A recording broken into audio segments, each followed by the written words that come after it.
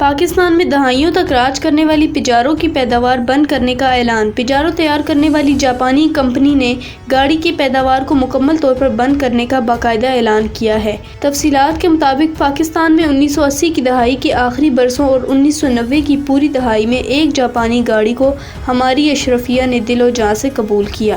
یہ گاڑی جاپانی کمپنی مٹسوبشی موٹرز کی پجارو تھی۔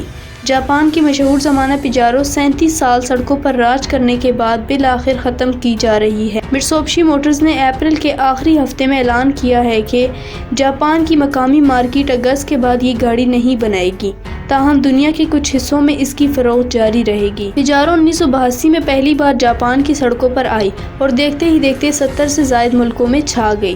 غریب طبقے کی پہنچ سے دور اس مہنگی گاڑی کو پاکستان کی اشرفیہ میں بے پناہ مقبولیت حاصل ہوئی، کیونکہ پجارو ایک امیر کو غریب سے اور ایک افسر کو کلرک سے ممتاز بناتی تھی۔ پاکستان میں اس گاڑی کو رکھنے کا مطلب یہ تھا کہ آپ ایک عام آدمی سے اٹھ کر ملک کی اشرفیہ میں شامل ہو چکے ہیں۔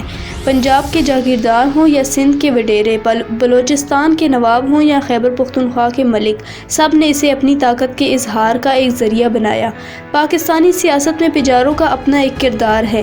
بالخصوص الیکشن کے دنوں میں سیاستدان اپنے مخالفین اور ووٹروں پر دھاک بٹھانے کے لیے خصوصی طور پر پجارو گاڑیوں کے قافلوں میں مہم چلاتے رہے ہیں۔ عروج حاصل کرنے کے بعد اس گاڑی نے تقریباً 20 سال پہلے اپنا زوال بھی دیکھ لیا۔ اس کے زوال کے بعد 2000 کی دہائی میں ٹویوٹا کی پراڈو نے اس کی جگہ لے لی اور آج کل لینڈ کروزرز، ویگو، پراڈو اور فارچونر وغیرہ کا زمانہ ہے، جن کی قیمتیں 50 لاکھ سے 1.5 یا 2 کروڑ روپے تک جاتی ہیں۔ آج بھی پجارو کے پرانے ماڈل 10 سے 15 لاکھ روپے کے درمیان دستیاب ہیں، تاہم اب صرف شوقین افراد ہی اسے رکھتے ہیں۔